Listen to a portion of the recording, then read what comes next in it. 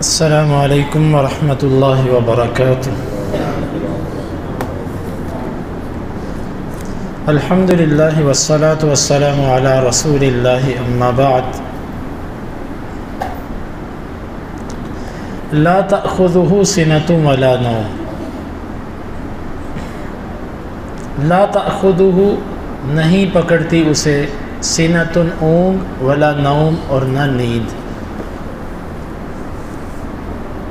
اللہ تعالیٰ کی صفات دو طرح کی ہیں، ایک ہیں صفات سلبیہ۔ سلبی کا مطلب یہ ہوتا ہے کہ اللہ تعالیٰ نے اپنی ذات سے کسی چیز کی نفی کی ہے کہ وہ ایسا نہیں ہے، اس کو کہتے ہیں صفات سلبیہ۔ اور ایک اللہ تعالیٰ کی صفات ہیں جس کو اثباتیہ یا ایجابیہ کہتے ہیں، جس میں اللہ تعالیٰ نے اپنے لیے کوئی چیز ثابت کی ہے، جیسے الحی القیوم، یہ ایجابی صفت ہے۔ لا تأخذہ سنہ ولا نوم، یہ سلبی ہے، نفی کی جا رہی ہے۔ اور جب اللہ تعالیٰ کسی چیز کی نفی کرتا ہے تو اس کا مطلب ہوتا ہے اس نفی کی جو ضد ہے اس بات، وہ اللہ کے لیے کمال درجے کا ثابت ہے۔ خالی نفی یہ کوئی کمال نہیں ہوتا، نفی کمال تب بنتی ہے کہ جب نفی کی جو ضد ہے وہ کمال درجے کی ثابت کی جائے۔ مثلا اللہ تعالیٰ کو اونگ نہیں آتی اور نیند نہیں آتی، یہ دونوں چیزوں کی نفی اس کے حیات، اس کے حی کے قوی اور مضبوط ہونے پر دلالت کر رہی ہے۔ بلکہ عربی زبان کا ایک طریقہ یہ ہے، جب کسی بندے کے لیے انتہائی آخری درجے کی خوبی ذکر کرنی ہو تو اس کے لیے یہ طریقہ اختیار کرتے ہیں کہ اس کی ضد کی نفی کر دیتے ہیں۔ مثلا ایک طریقہ یہ ہوتا ہے کہ آپ کسی بندے کو کہیں کہ فلان کریم، فلاں بندہ بڑا معزز ہے، بڑا سخی ہے۔ لیکن ایک طریقہ ہے کہ آپ یہ کہیں کہ فلان کریم لا یبخل، فلاں سخی ہے بالکل بخیل نہیں ہے۔ اب یہ جو جملہ ہے نا جس میں ایک اس بات اور ایک نفی ہے، یہ پہلے جملے سے زیادہ طاقتور ہے۔ لا یبخل، وہ بخل بالکل نہیں کرتا۔ پیچھے اللہ تعالیٰ کے لیے فرمایا گیا تھا کہ الحی، وہ زندہ ہے۔ یہاں پر فرمایا کہ زندہ، بعض دفعہ بندہ زندہ ہوتا ہے لیکن وہ سو بھی جاتا ہے، اس کو سوتا نہیں، بعض دفعہ اونگ آتی ہے، کیونکہ اہل علم کہتے ہیں کہ جو اونگ ہوتی ہے یہ دماغ میں ہوتی ہے۔ انسان کے دماغ میں جب غنودگی آتی ہے تو اونگ آتی ہے، پھر انسان کی جب آنکھوں میں نیند آتی ہے تو یہ نیند کہلاتی ہے۔ تو اللہ تعالیٰ کو ایسی زندگی ہے، اس کی حیات ایسی ہے کہ اس کو کبھی نیند تو دور کی بات، نیند کا جو مقدمہ ہے، نیند کی جو ابتدا ہے اونگ، اسے یہ بھی کبھی نہیں آئی۔ اور حدیث کے اندر بھی آتا ہے، اللہ کے نبی صلی اللہ علیہ وسلم نے فرمایا کہ اللہ تعالیٰ زندہ ہے، اسے نہ نیند آتی ہے نہ اونگ آتی ہے۔ البتہ اس موقع پر بعض تفسیری روایات پیش کی جاتی ہیں کہ موسیٰ علیہ السلام نے ایک دفعہ اللہ تعالیٰ سے پوچھا کہ اللہ تو سوتا نہیں ہے، اور بعض روایات میں آتا ہے کہ فرشتوں سے پوچھا کہ اللہ سوتا نہیں ہے۔ اللہ تعالیٰ نے وحی کی کہ موسیٰ تم 2 شیشے پکڑو۔ انہوں نے شیشے پکڑے، فرمایا موسیٰ سونا نہیں ہے، اگر تم سو گئے تو یہ ٹوٹ جائیں گے، سونا بھی نہیں اور یہ ٹوٹیں بھی نہ۔ موسیٰ علیہ السلام کو تھوڑی سی اونگ آنے لگی، ان کو متنبہ کیا، پھر اونگ آنے لگی، پھر متنبہ کیا، بالآخر موسیٰ علیہ السلام بے اختیار ہو گئے اور سوئے، اور ایسے شیشے ٹکرا گئے، وہ ٹوٹ گئے۔ تو اللہ تعالیٰ نے فرمایا کہ دیکھو موسیٰ، تمہارے تھوڑا سا سونے سے یہ 2 شیشے ٹوٹ گئے، اور اگر رب سو جائے تو یہ دنیا کا نظام کیسے چلے گا؟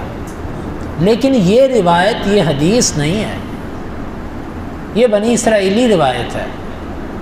اور اس میں جو خرابی ہے اس روایت کے اندر وہ یہ ہے کہ موسیٰ علیہ السلام جیسے نبی کی طرف ایسی چیز منسوب کی جا رہی ہے کہ جس کے بارے میں تصور نہیں کیا جا سکتا کہ نبی ایسا اعتراض کرے گا، اللہ تو سوتا کیوں نہیں ہے۔ امام ابن کثیر رحمہ اللہ نے اس روایت پر یہی اعتراض کیا وہ کہتے ہیں کہ یہ کسی نبی کے شایان شان ہی نہیں ہے کہ وہ ایسا تعجب کرے کہ اللہ سوتا نہیں ہے کیونکہ نبی جو ہوتا ہے اللہ کی ذات کے بارے میں سب سے زیادہ علم جس کو ہوتا ہے وہ نبی کو ہوتا ہے. تو یہ کیسے ممکن ہے کہ سب سے زیادہ علم رکھنے والا ہی اللہ کی ذات کے بارے میں ایسا ایک بنیادی سا سوال کر دے؟ لہذا یہ روایت ٹھیک نہیں ہے، یہ حدیث نہیں ہے، بنی اسرائیلی بات ہے اور اس کا کوئی سر پاؤں نہیں ہے، بلکہ اہل علم نے اس کے اوپر رد کیا ہے. لا تأخذہ سنۃ ولا نوم، اللہ تعالیٰ کو نہ اونگ آتی ہے نہ نیند. اس سے معلوم ہوا کہ اس کے معبود ہونے کا تیسری دلیل یہ ہے کہ نہ اسے اونگ آتی ہے نہ نیند آتی ہے. معبود وہ ہوتا ہے جو نہ سوئے اور نہ اسے اونگ آئے، کیونکہ جب وہ سو گیا تو اس کی جو رعایا ہے وہ جب اس کو پکارے گی اسے پتہ ہی نہیں چلے گا. جس طرح کہ حدیث کے اندر آتا ہے کہ بلکہ اس سے پہلے میں آپ کو ایک مثال دیتا ہوں. ایک بندہ سویا ہو، بلکہ ایک عالم دین کے پاس ایک شخص آیا، اس نے کہا جی کیا مردے سنتے ہیں؟ اس بندے نے، عالم نے اس کو سمجھانے کے لیے مثال یوں دی کہ اس کے قریب تھوڑا سا دور مسجد میں ایک بندہ سویا ہوا تھا. اس نے اونچی آواز سے کہا نہیں سنتے.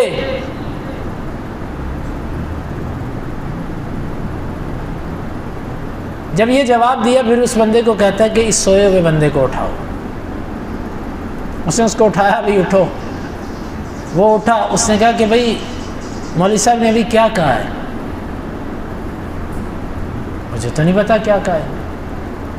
تم پاس سوئے ہو 2-4 فٹ پر، تمہیں نہیں پتا کہ کیا کہا ہے؟ کہتا مجھے نہیں پتا کیا کہا.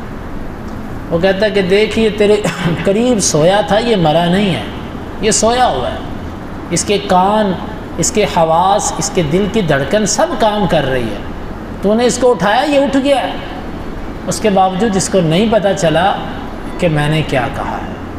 تو جب کوئی بندہ مٹی کے نیچے چلا جائے اور اس کی روح اوپر چلی جائے اور وہ مر چکا ہو تو وہ کیسے سنتا ہے؟ اسے بات سمجھ آ گئی. تو آپ دیکھیے کہ جب کوئی سو بھی جائے تو پتہ نہیں چلتا. اللہ کے نبی، صحیح حدیث کے اندر آتا ہے، صحیح مسلم کی روایت ہے، بخاری میں دیگر حدیث کی کتابوں میں بھی آتا ہے، اللہ کے نبی صلی اللہ علیہ وسلم سفر پر تھے.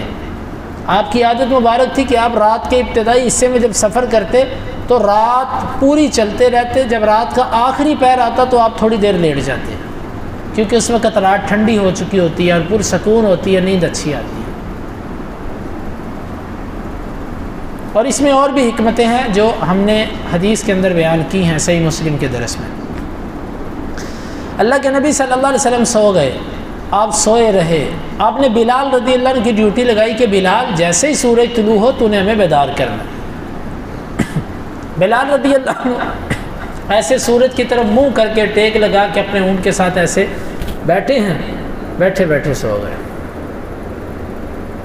بلال رضی اللہ عنہ بھی سو گئے، اللہ کے نبی صلی اللہ علیہ وسلم بھی سو گئے. اب آنکھ کب کھلی؟ جس وقت سورج کی گرمی محسوس ہوئی. اللہ کے نبی صلی اللہ علیہ وسلم اٹھے، بلال کو اٹھایا. بلال، کہا اللہ کے رسول صلی اللہ علیہ وسلم جس چیز نے آپ کو پکڑا اسی نے مجھے بھی پکڑ لیا. آپ کو بھی نیند آئی، مجھے بھی نیند آ گئی. اب آپ اندازہ کیجئے ہمارے نبی صلی اللہ علیہ وسلم، ہمارے نبی صلی اللہ علیہ وسلم سوئے ہیں لیکن ان کو فجر کے وقت کا پتہ نہیں چل سکا.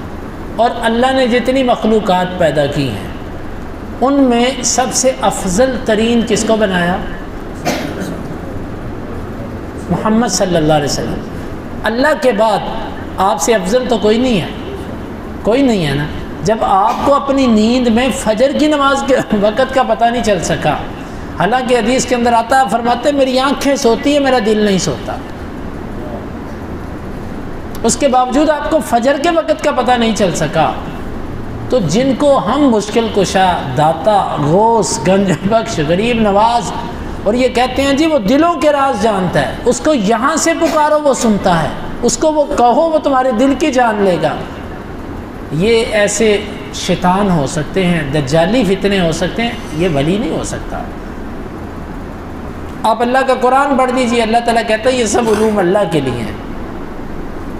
تو لہٰذا جو سو جائے وہ معبود نہیں ہو سکتا۔ اللہ کے نبی صلی اللہ علیہ وسلم بھی سوتے تھے، اولیاء بھی سوتے ہیں، جن کو تم کتب ابدال کہتے ہو وہ بھی سوتے ہیں، سب کے سب سوتے ہیں۔ جو سو جائے، جس کو اونگ آ جائے، جس کو نیند آ جائے، جو مر جائے، یہ کبھی بھی معبود نہیں ہو سکتا۔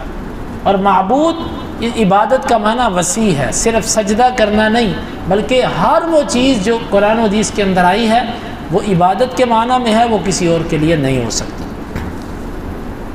لا تأخذہ سنۃ ولا نوم، اسے نہ نیند پکڑتی ہے، اونگ پکڑتی ہے اور نہ نیند۔ لہ ما فی السماوات و ما فی الارض، یہ اللہ تعالیٰ کے معبود ہونے کی چوتھی دلیل ہے کہ اس کی عبادت اس لیے کرنی ہے، عبادت کے لائق کوئی اور اس لیے نہیں ہے کیونکہ جو کچھ زمین و آسمان میں ہے سب اس کا ہے۔ اس کی وضاحت انشاءاللہ کل کے درس میں۔ اللہ تعالیٰ سے دعا ہے اللہ تعالیٰ ہمیں سمجھنے کی اور عمل کی توفیق عطا فرمائے۔